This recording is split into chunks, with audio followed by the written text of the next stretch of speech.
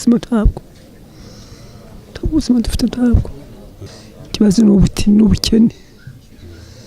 n'ubukene turakennye. Mpatswe n'umugabo Zakariya ni umusaza uvuga ko afite imyaka ibarirwa mu ijana y'amavuko, avuga ko yaturutse i Masisi, ariko uyu musaza turi kumwe aravuga ko mu by'ukuri ubuzima ntabwo turabura amayisha, ibyo kurya ntabyo, amafaranga ntayo kuri ibyo kurya byana amafaranga. Rero amafaranga ntabwo dufite ntayo. Murifuza ngahe? Fuza ibihumbi 120 ku muntu umwe. Uyu muntu umwe 20. Umuntu umwe bakamuha 20.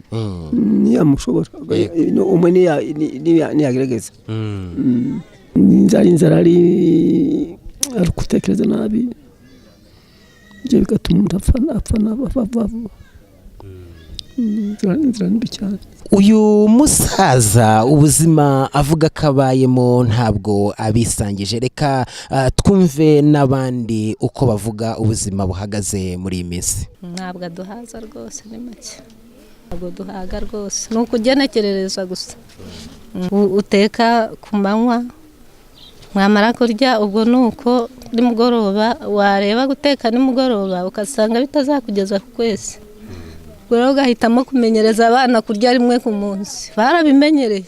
Hari ikibazo nyine abantu, inzara, ibintu by'inkwi ntabwo byapfa kubiduha vuba, ariko nyine ni ukwihangana. Ikibazo cy'amafaranga impunzi z'abanyekongo zivuga ko ari make zigereranyije n'uko ubuzima buhagaze muri iki gihe, ni ikibazo na Minisiteri y'Imicungire y'Ibiza n'Impunzi ivuga ko izi. Ministre de Bonheur Jeanne d'Arc aravuga icyo bateganya n'ubutumwa bagenera impunzi kuri iki kibazo.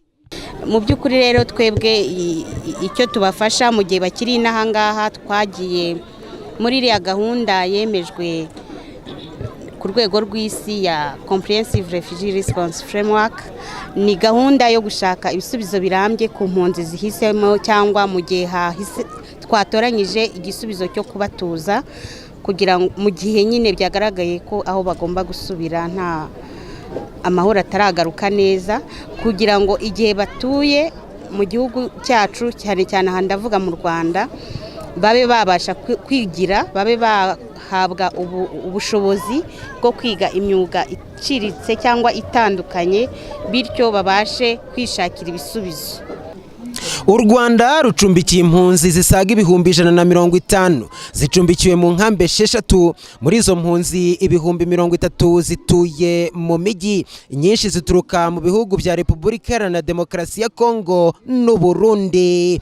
Peter Muyombano, Flash TV.